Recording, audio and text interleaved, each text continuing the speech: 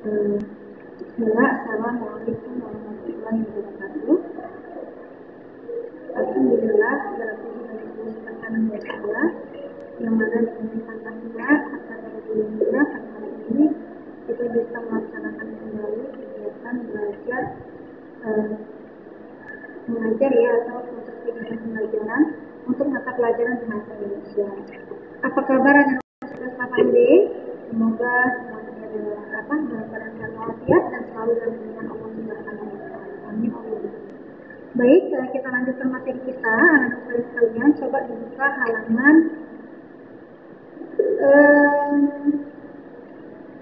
halaman 3 udah ya, Nak, ya, untuk berita. Nah, jadi sebenarnya minggu lalu saya sudah menjelaskan unsur-unsur berita, ya kan? Jadi unsur-unsur berita itu ada 6, yaitu 5W tambah 1H. 5W tambah 1H yaitu apa saja? What, who, where, when, why, dan how. Ya, apa yang terjadi, siapa yang mengalami peristiwa tersebut, di mana peristiwa itu terjadi, kapan peristiwa itu terjadi, dan mengapa peristiwa itu terjadi, lalu terakhir bagaimana peristiwa itu terjadi.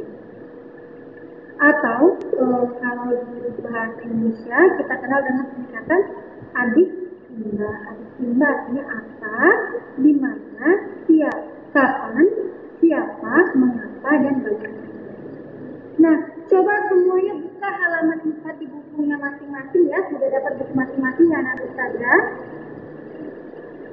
Ya, di sini ada beberapa informasi dalam bidang pendidikan. Nah, jadi ustazah bacakan ya. Nah, sekarang kita sama-sama menentukan apakah informasi tersebut termasuk di dalam bidang pendidikan atau tidak. Ustazah baca, dengarkan baik-baik ya nak. 1. Peralatan praktikum sekolah itu ada yang mencuri tadi malam. Kira-kira itu informasinya dalam bidang pendidikan atau tidak? Tentang pencurian berarti ya. Nah, kalau tentang pencurian berarti dia tidak termasuk dalam bidang pendidikan. Tapi memang kalau alat praktikum itu memang ada, memang dia bagian dari bidang pendidikan. Tetapi karena kasusnya adalah mencuri, maka kesimpulannya adalah ini bukan dalam bidang pendidikan. Yang kedua, penyelenggaraan lomba menulis cerpen oleh dinas kabupaten pada awal bulan depan. Nah, yang namanya lomba yang diikuti oleh siswa-siswa ya untuk meningkatkan kreativitas siswa, anak didik gitu ya. Nah, ini termasuk dalam bidang pendidikan. Yang ketiga, Bapak Kepala Sekolah kami baru saja menghadiri undangan pernikahan keluarganya di Balai Kelurahan. Ya, Bapak Kepala Sekolah kami baru saja menghadiri undangan di pernikahan keluarganya di Balai Kelurahan. Kira-kira itu masuk dalam bidang pendidikan atau tidak? Tidak, ya, tidak bisa dikatakan dalam bidang pendidikan. Kenapa? Memang Bapak Kepala Sekolah itu bagian dari pendidikan, maksudnya ya kepala sekolah bagian dari bidang pendidikan, tapi karena dia menghadiri sebuah undangan, maka ini dikatakan tidak sebagai bidang pendidikan. Lanjut ya nak, yang keempat, bahan bangunan pendidikan sekolah itu berasal dari kabupaten lain. Maksud bahan bangunan untuk pendidikan sekolah itu berasal dari kabupaten lain artinya ini tidak berkaitan ya dengan bidang pendidikan, karena di sini informasinya adalah tentang bahan bangunan. Yang kelima, seminar bahaya narkoba sering diselenggarakan di sekolah-sekolah akhir-akhir ini. Nah, ini termasuk ke dalam bidang apa yang kelima? Tentunya ini termasuk dalam bidang pendidikan, karena seminar ini adalah untuk mengedukasi para siswa gitu ya, biasanya memang memberikan informasi terkait pendidikan gitu. Bagaimana kita mengetahui apa itu bahaya narkoba, itu adalah sebuah edukasi yang harus semua siswa itu harus tahu ya gitu ya, maka itu dikatakan sebuah pendidikan, bidang pendidikan. Oke? Nah, yang B di situ Anda perhatikan berdasarkan isinya apa topik berita-berita di bawah ini. Nah, jadi begini anak ustazah ya, ada 3 ya topik ya ataupun jenis berita yang berdasarkan isinya ya, 3 jenis berita yang berdasarkan isinya. pertama adalah peristiwa sosial. Maaf, bukan peristiwa sosial ya. Yang pertama adalah peristiwa alam. Kita catat aja dulu ya.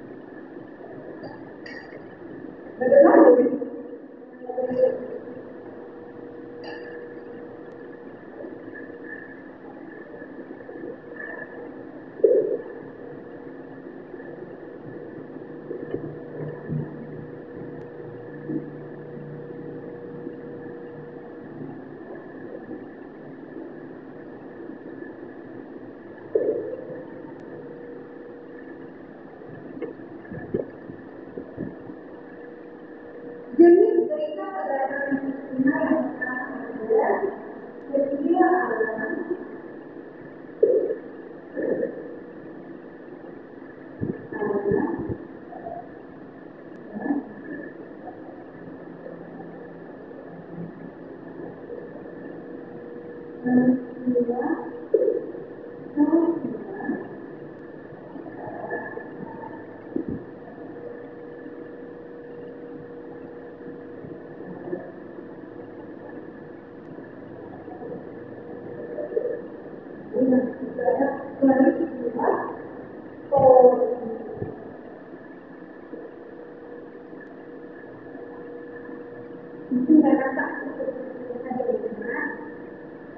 Ya, peristiwa alam berarti informasi beritanya berkaitan dengan alam.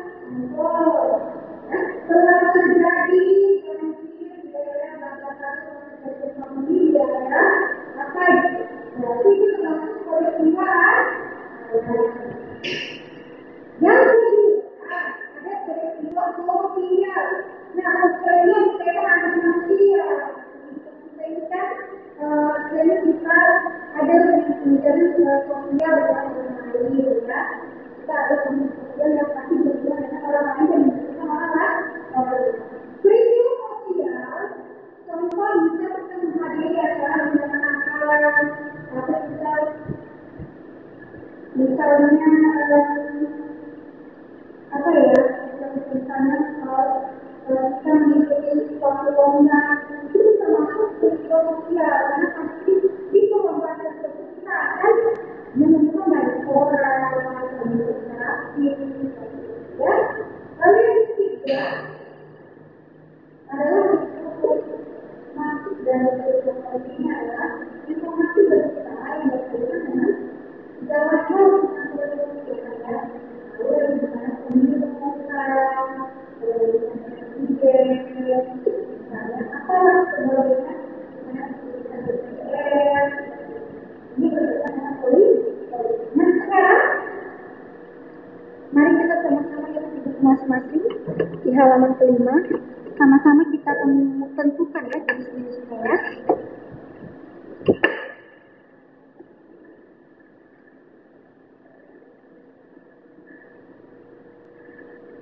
Sama-sama kita menentukan jenis. Contoh informasi yang pertama, telah terjadi gempa susulan di Donghu, Nusa Tenggara Barat. Benar ya, telah terjadi gempa susulan di Donghu, Nusa Tenggara Barat. Itu adalah contoh informasi dari jenis yang mana anak-anak ustazah? Dari jenis peristiwa alam ya. Yang kedua, Kepala Dinas Pendidikan Kabupaten Penangkaran, Jawa Barat membuka lomba membaca puisi tingkat SMP. Nah, ini termasuk apa? Ke dalam alam sosial atau politik, itu termasuk informasi atau jenisnya adalah tentang peristiwa sosial ya, berkaitan dengan antar manusia. Yang ketiga, Menteri Tenaga Kerja 2 hari yang lalu mengunjungi lokasi terjadinya demonstrasi para buruh di depan pabrik tekstil ya. Jadi si menteri tadi mengunjungi lokasi terjadinya demonstrasi. Berarti adanya hubungan sosial ya, berarti jenisnya adalah peristiwa sosial. Yang keempat ya, konflik Palestina-Israel menjadi bahasa utama pada seminar para menteri luar negeri. Yang ini anak ya, ini nampak kan buktinya. Iya. Nah, yang keempat itu termasuk ke dalam jenis politik ya nak ya. Nah, konflik Palestina dan Israel itu adalah politik. Yang kelima, Siti Albarkah memenangi lomba menulis cerpen antar pelajar. Oh, kalau udah antar pelajar ke Kalimantan Barat berarti itu sosial, karena memang kita hubungan manusia ke manusia, berarti sosial ya namanya ya. Oke, sudah ya, berarti ada 3 tadi ya jenisnya, yaitu peristiwa alam, peristiwa sosial, dan peristiwa politik.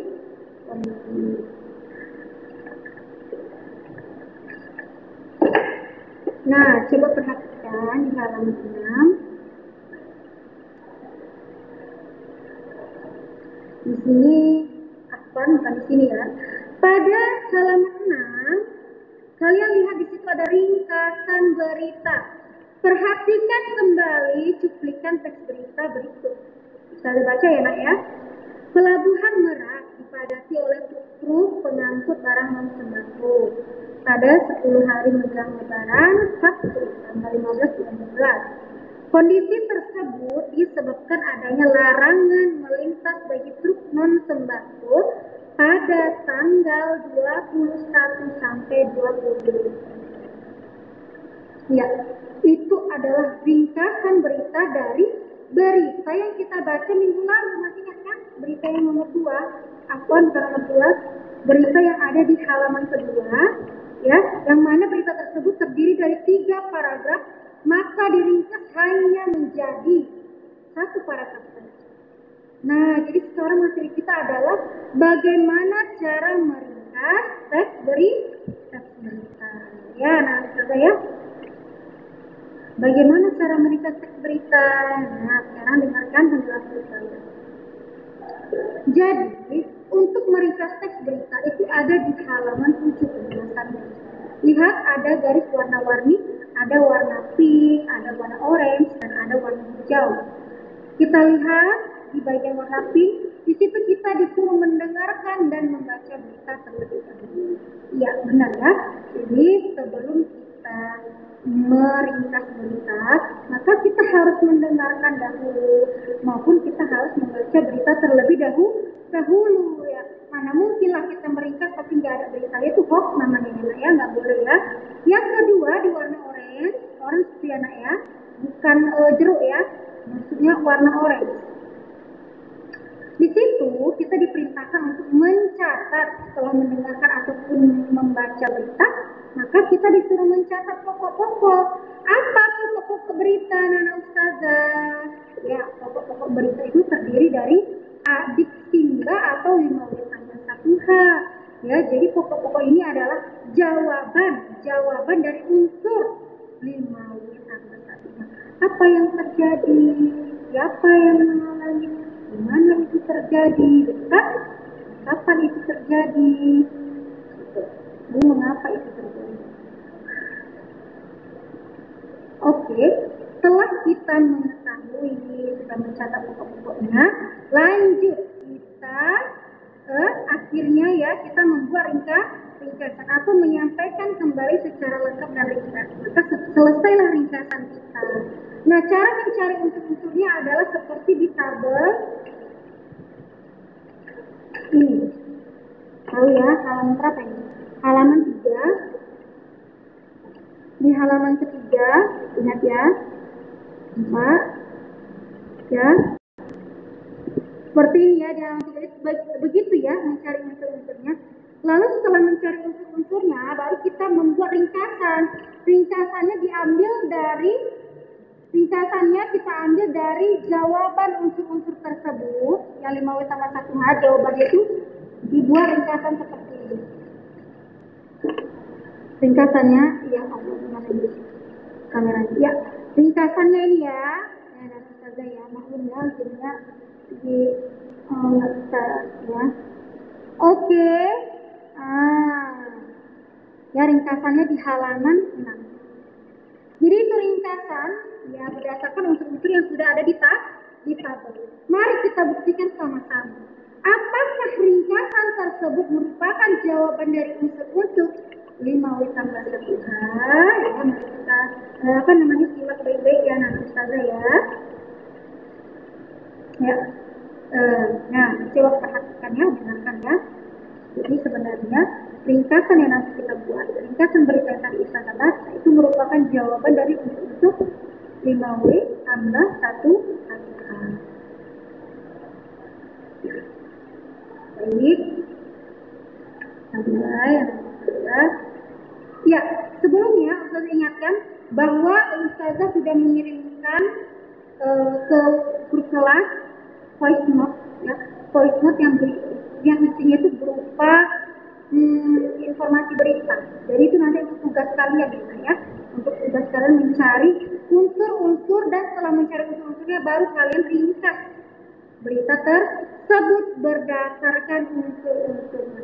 Bukan berdasarkan semuanya kalian ringkas, enggak. Jadi udah kalian buat unsur-unsurnya, baru kalian ringkas menjadi sebuah teks satu paragraf saja. Tuh. Ya, baik, kita baca dulu ya.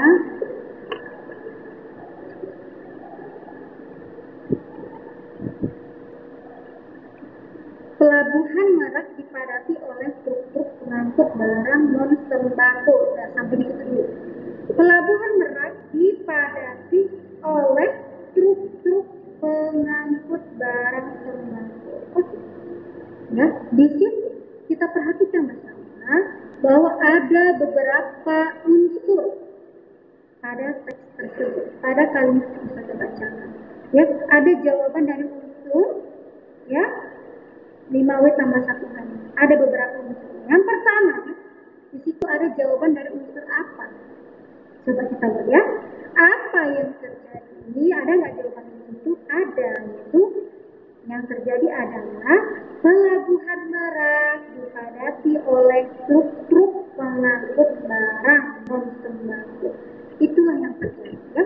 Jadi yang terjadi adalah Pelabuhan Merak dipadati oleh truk-truk.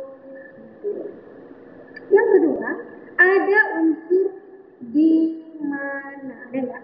Ada. Di mana itu terjadi? Jawabannya adalah Pelabuhan Merak. Ya kan? Pelabuhan Merak. Itu di mana ya? Karena nama tempat. Lalu ada unsur siapa? Siapa yang mengalami peristiwa tersebut? Ayo, siapa yang mengalami peristiwa tersebut? Di kalimat yang saya jelaskan tadi, yang mengalami peristiwa tersebut adalah truk-truk pengangkut barang non-sembako. Gitu ya, Ustazah ya. Jadi memang ringkasan ini kita buat berdasarkan berdasarkan unsur-unsur berita. Kita lanjutkan ya.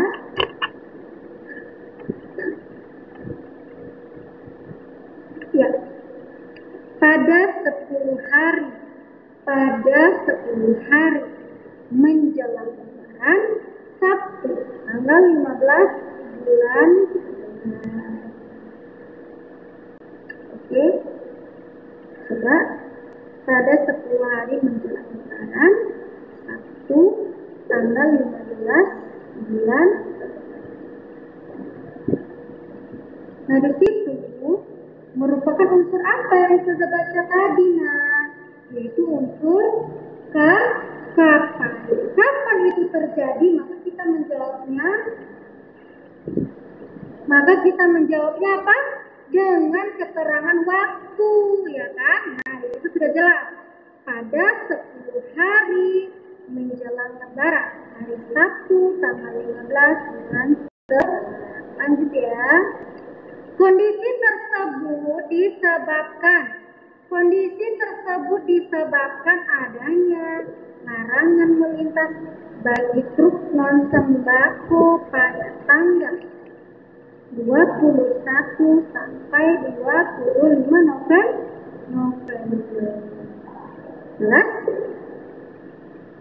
Jelas anak-anak Ustazah? Ya. Maka di sini di kalimat yang tadi Ustazah bacakan itu termasuk unsur apa ya? Kondisi tersebut disebabkan adanya larangan melintas bagi truk non sembako pada tanggal 21 sampai 25. Nah, itu adalah unsur mengapa.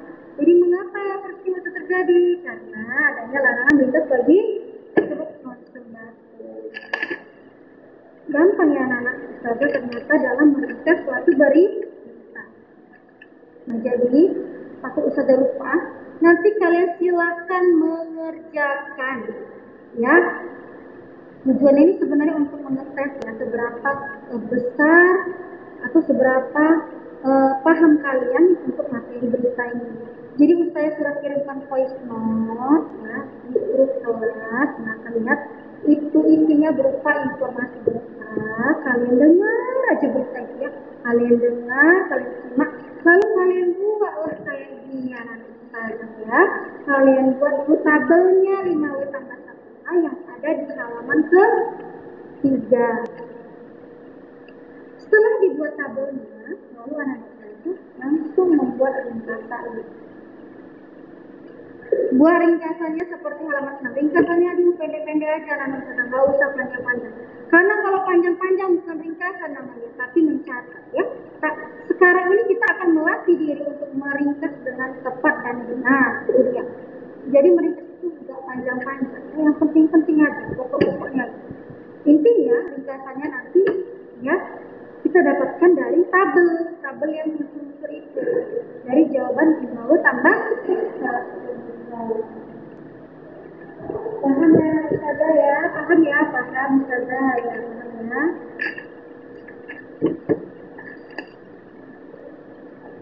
Oke? Terus kemana lagi saya? Kita lanjut materinya ya. Tentang di halaman 8.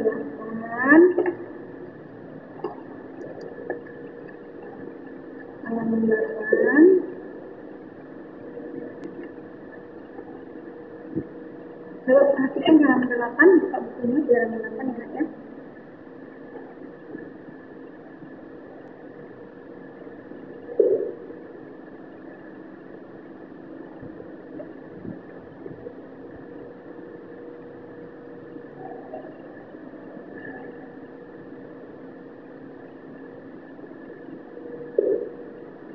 Sudah melihat perintah.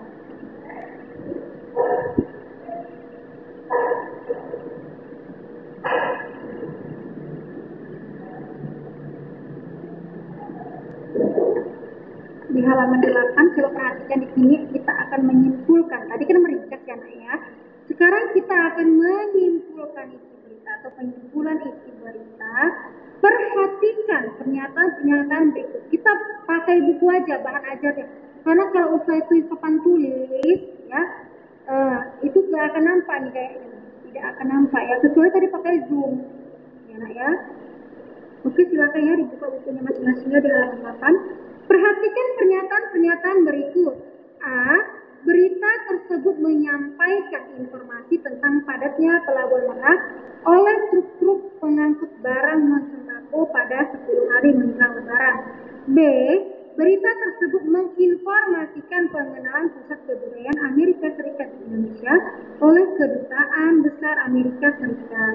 Pengenalan dilaksanakan di Pusat Perbelanjaan Pacific Place di Bilangan, Senayan, Jakarta Selatan. tersebut merupakan contoh kesimpulan atau suatu informasi. Adapun yang dimaksud dengan kesimpulan adalah kata-kata akhir dari suatu uraian. Ya, di dalam kesimpulan harus memuat unsur-unsur berita dengan rumusan lebih ringkas yang mengatakan. Dengan demikian, kesimpulan tentang isi berita harus memanfaatkan ringkasan kita sebelumnya terhadap pokok-pokok informasi. Pokok-pokok informasi tersebut dengan berpatokan pada rumus akhir timbal. Ya, jadi gitu sama ya cara kerjanya. Mau meringkas, mau menyimpulkan. Misalnya kita mau menyimpulkan satu berita, kita mau cerita ke teman kita. Tadi kamu dengar berita apa ya? Terus kita jawab. Ya. Berita tadi menyampaikan informasi tentang padatnya pelabuhan Merak oleh truk pengangkut barang non sembako pada 10 hari menjelang Lebaran. Jadi nak, kita harus menyampaikan berita itu tidak boleh kurang, tidak boleh lebih, karena nanti bisa hoax gitu loh nak. Mengapa? Maka kita sudah dikasih patokannya nak.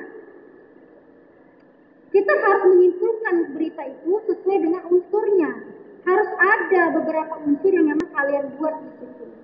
Ditanya lagi, tadi beritanya kabarnya tentang apa ya? Misalnya kita jawab ya, tadi berita tersebut itu menginformasikan tentang pengenalan pusat kebudayaan Amerika Serikat di Indonesia oleh Kedutaan Besar Amerika Serikat. Dah gitu.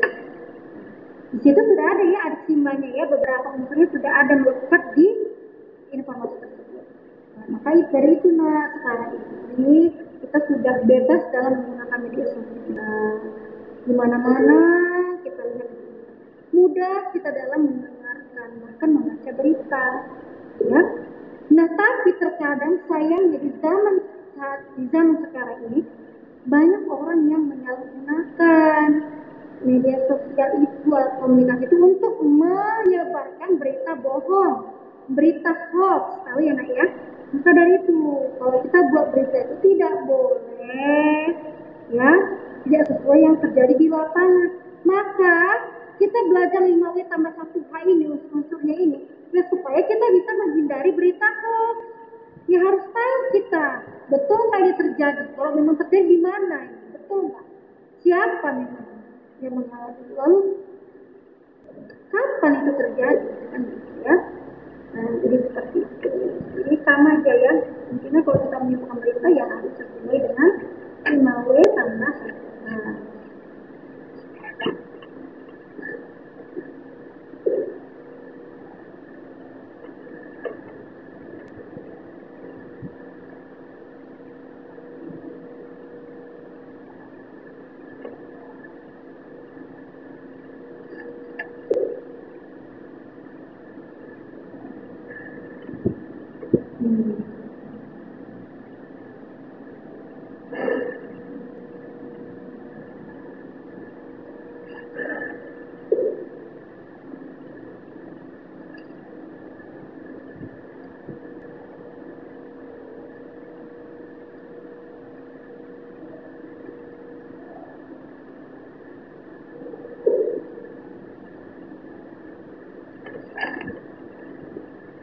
Oke, kita lanjut ya. Lanjut di halaman 10. Nah, jadi sekarang kita masuk ya ke materi untuk menanggapi isi berita. Nah, ketiga, tanggapan terhadap isi berita. Ya, bagaimana cara kita menanggapi isi berita?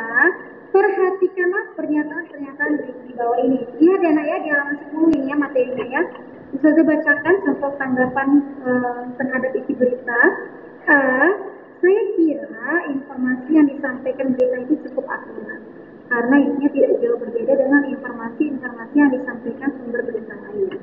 Yang B, informasi yang disampaikan berita tadi malam masih diragukan kebenarannya.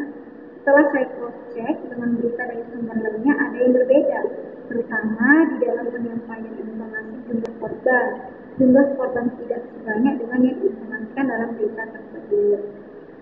Yang bagian C, bahasa yang disampaikan berita itu cukup jelas. Sebagai pendengar, mudah untuk memahami informasi yang disampaikan penyampai berita. Ya, baik, penjelasannya. Ketiga, contoh pernyataan tersebut sebagai tanggapan terhadap isi berita. Ya, jadi yang ketiga tadi saja baca itu merupakan tanggapan terhadap isi berita. Adapun yang dimaksud dengan tanggapan adalah sambutan terhadap suatu ucapan. Ya. Jadi anak ustazah, sebenarnya kita sering menanggapi berbagai hal. Contohnya aja ya, karena mungkin media sosial sudah mudah kalian akses, ya. Pastilah kalian tuh mudah sekali menanggapi berita-berita. Nah ini yang tidak boleh, ini harus kita hindari. Kita boleh menanggapi suatu hal, tapi harus dengan positif ya. Menanggapi itu artinya kan kita memberi sambutan atau merespon terhadap suatu ucapan. Maka berilah tanggapan yang benar-benar logis, yang benar-benar tidak menyakiti hati orang lain. Maksudnya bagaimana ustazah, gitu ya? Maka kita kalau memberikan tanggapan, kita harus tahu dulu kebenarannya, kan ya? Kita harus tahu dulu ini berita ini benar apa enggak nih. Jangan asal kita ketik aja, ya jari-jari kita itu suatu hati kita aja merespon yang negatif-negatif itu tidak boleh. Tanggapan itu banyak jenisnya. Ada dia tanggapan berupa pertanyaan, ya maksud bertanya, benar nggak ya berita itu? Nanya, ya kan? Ada tanggapan dia berupa saran. Artinya kita memberikan solusi anak-anak saja terhadap ucapan seseorang. Misalnya seperti itu, ada dia tanggapannya itu berupa komentar. Ya ini yang sering kita jumpa ya, komentar. Ada juga kritik dan sebagainya, banyak ya. Maka perlu kita ketahui bersama bahwa kita menanggapi itu boleh sangat boleh, ya. Tapi gunakanlah tanggapan itu sebagai solusi. Maksudnya solusi apa? Kita betulkan yang belum benar gitu. Kita kasih saran sebaiknya begini ya. Gitu. Jangan langsung nggak enak pun misalnya nggak enak pun beritanya, nggak jelas pun penyampaiannya, kasar. Kita tidak boleh kasar menyampaikan tanggapan. Contoh seperti apa? Coba perhatikan yang di bagian A, contoh A. Ya, ini kita lihat ya. Isinya bisa berupa kritik atau komentar kan tadi penjelasannya. Berkaitan dengan pemberitaan, aspek yang ditanggapi bisa berkenaan dengan isi beritanya itu sendiri dan kebahasaan. Contoh bagian A dan B merupakan tanggapan berkaitan dengan isi dan struktur berita. Ya, kita ulangi lagi bacanya ya. Dia mengatakan A, saya kira informasi yang disampaikan berita itu cukup akurat, dia mengatakan. Karena isinya tidak jauh berbeda dengan informasi yang disampaikan sumber berita lain. Nah, begitu contoh tanggapan yang benar. Berarti dia memberikan dukungan, ya, tanggapan berupa dukungan. Atau dia persetujuan terhadap berita ataupun isi berita yang disampaikan. Dia setuju. Maka dengan ini, jangan kalau untuk tanggapan itu singkat. Ya, saya suka-suka aja sih. Misalnya ditanya, kok kamu suka itu? Ya, saya suka-suka aja sih. Kalian kalau mau memberi tanggapan harus pakai argumen. Contoh, kalau saya suka ini, saya suka makan bakso misalnya. Ya katakan, kalian suka itu kenapa? Ya karena rasanya gurih, gitu, perpaduan antara kuah yang membuat segar, gitu ketika dimakan, gitu. Jadi harus ada ya argumennya ya kalau membuat tanggapannya. Jangan iyalah saya suka-suka aja, nggak gitu ya mereka. Yang B, informasi yang disampaikan berita tadi malam masih diragukan kebenarannya. Nah ini boleh, tapi dia buat argumen dia, kalian ngerti. Setelah saya cross check, nah berarti dia kan membuka kembali ya, di cross checknya lagi, diceknya kembali dengan berita dari sumber lainnya. Ada yang berbeda, dia mengatakan sama di dalam penyampaian informasi jumlah korban. Jumlah korban tidak sebanyak dengan yang diinformasikan dalam berita itu. Berarti dia menyampaikan komentar berupa saran di bagian B bahwa dia membetulkan, membenahi apa yang salah diucapkan pada berita atau yang salah disampaikan pada sebuah berita. Maka dia sampaikanlah tanggapannya. Paham ya nak ya?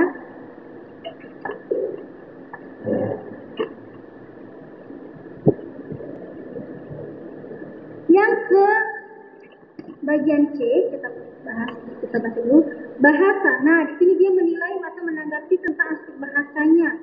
Bahasa yang disampaikan berita itu cukup jelas katanya. Sebagai pendengar mudah untuk memahami informasi yang disampaikan penyampai berita. Ya, jadi itu contoh tanggapan dengan yang berkaitan dengan aspek bahasanya. Dia mengatakan cukup jelas. Ya kenapa cukup jelas? Dia buat argumennya. Ya karena dia sebagai pendengar merasa mudah untuk memahami informasi yang disampaikan. Ya, jadi kalian sudah lihat ya diagramnya, bukan diagramnya, ada gambar di halaman 10. Aspek-aspek yang bisa kita tanggapi dalam sebuah berita adalah isi atau struktur berita, bahasa berita, ya, isi dan struktur berita itu bisa kebenarannya ataupun kelengkapannya, udah lengkap nggak nih strukturnya, udah benar nggak nih isinya. Kalau misalnya berita itu tidak benar, maka kita beri tanggapan, boleh nggak kita komentar. Maaf ya, sebelumnya sepertinya sudah saya cek ulang, sepertinya ada kesalahan dalam menginput nama korban, nah, seperti itu, ya kan? Lalu misalnya kelengkapannya, misalnya kita, mohon maaf ya, seperti yang saya sudah cek sebelumnya, ternyata Anda masih kurang lengkap gitu kan dalam menjelaskan berapa saja korban jiwa yang mengalami peristiwa tertentu, bisa kayak gitu juga. Lalu kalau bahasa berita, bagaimana penggunaan kalimatnya? Apakah sesuai ejaan ataukah baku gitu ya? Lalu bagaimana pilihan kata? Maksudnya apa?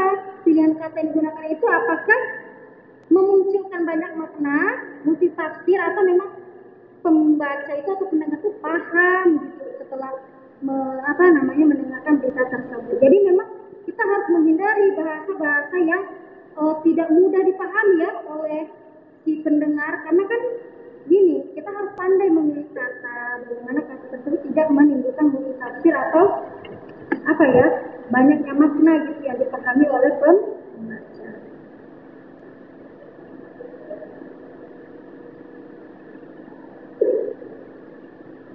Oke, mana ya? Saya mencari contoh dulu.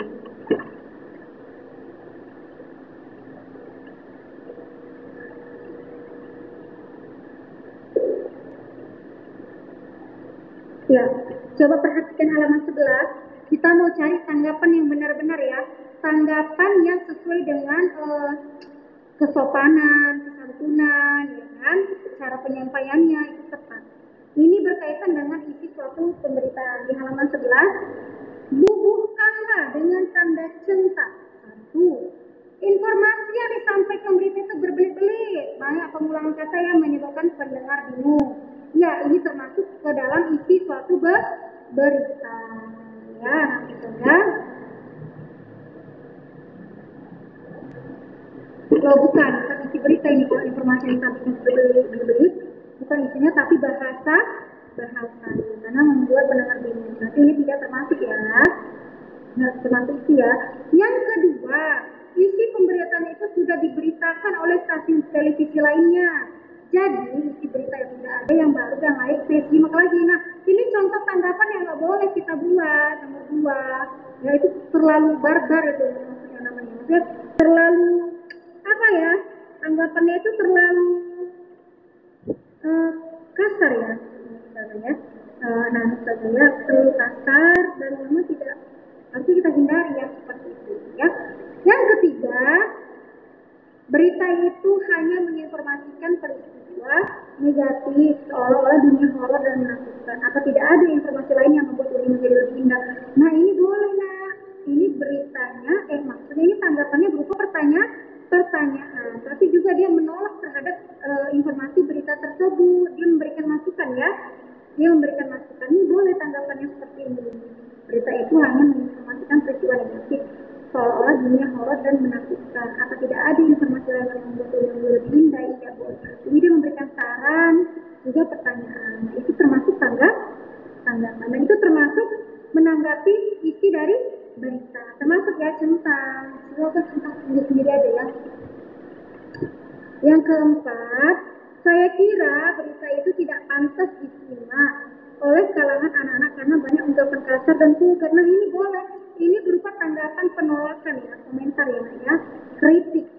Saya kira berita itu tidak pantas disimak oleh kalangan anak-anak. Tapi dia buat argumennya, kenapa nggak boleh disimak sama anak-anak? Karena banyak ungkapan kasar dan vulgar. Nah, ini termasuk tanggapan yang berupa isi suatu pemberitaan. Oke? Nah, itu pun termasuk tanggapan yang bagus itu. Yang kelima, kalau disampaikan dengan ungkapan yang sederhana, saya kira informasi yang disampaikan tadi malam akan mudah dipahami.